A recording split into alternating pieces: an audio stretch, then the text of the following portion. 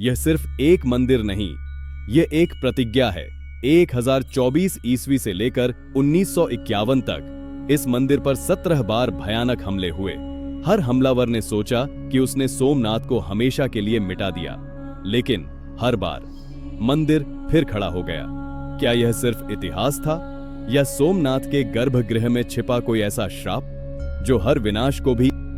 सोमनाथ का मंदिर गुजरात के सौराष्ट्र में स्थित है और यह भगवान शिव के 12 ज्योतिर्लिंगों में एक माना जाता है। प्राचीन समय में यह मंदिर समृद्धि और भव्यता का प्रतीक था। किंवदंती है कि इसका निर्माण स्वयं राक्षसों के द्वारा किया गया था और भगवान शिव ने इसे पवित्र किया था।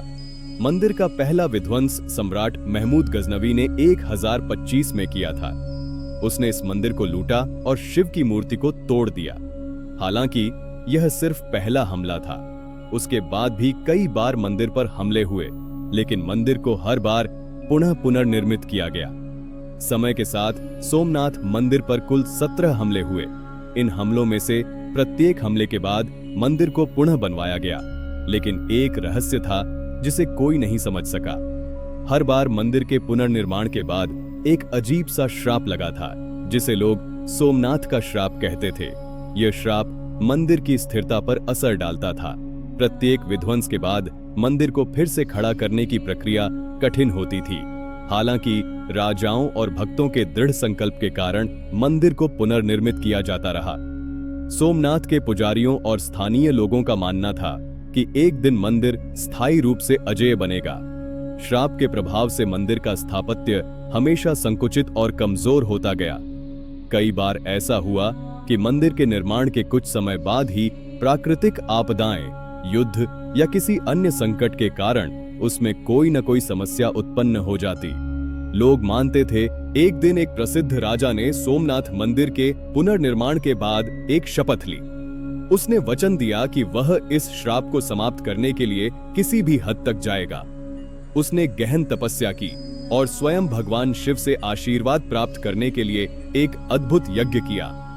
राजा की तपस्या और समर्पण से भगवान शिव प्रसन्न हुए और उन्होंने राजा को श्राप से मुक्ति का वरदान दिया। भगवान शिव ने राजा से कहा कि अब से सोमनाथ मंदिर कभी नष्ट नहीं होगा और उसकी महिमा स्थायी होगी। राजा ने खुशी खुशी इस वरदान को स्वीकार किया कि तप और आशीर्वाद से सोमनाथ मंदिर की स्थिति स्थिर हो गई। इसके बाद मंदिर पर कोई भी बाहरी हमला या संकट सफल नहीं हो पाया। अब सोमनाथ मंदिर की सुंदरता और भव्यता में 4 चांद लग गए थे। यह मंदिर भारतीय संस्कृति का अमूल्य धरोहर बन गया। सोमनाथ मंदिर अब एक स्थायी शरण स्थली बन चुका था, जहां लाखों भक्तों का आना जाना था। हर साल यहां महाशिवरात्रि के दिन भव्य पूजा होती थी और हजारों लोग भगवान शिव की पूजा करने आते थे। मंदिर का नाम अब न केवल भारत में बल्कि पूरी दुनिया में प्रसिद्ध हो चुका था। आज सोमनाथ मंदिर एक प्रमुख तीर्थ स्थल बन चुका है। इसके इतिहास, श्राप और पुनर्निर्माण की कहानियां अब भी लोगों की जुबां पर हैं। यह मंदिर भारत के आध्यात्मिक और सांस्कृतिक धरोहर का प्रतीक बन गया है और यहाँ आने वाले हर व्यक्ति को एक अद्भुत अनुभव होता है। ये मंदिर न केवल शिव के भक्तों के लिए बल्कि भारतीय इतिहास और संस्कृति के लिए भी अमर है। यह कथा अपने उन 5 दोस्तों को भेजें जिन्हें अभी भगवान शिव के आशीर्वाद की सबसे ज्यादा जरूरत है।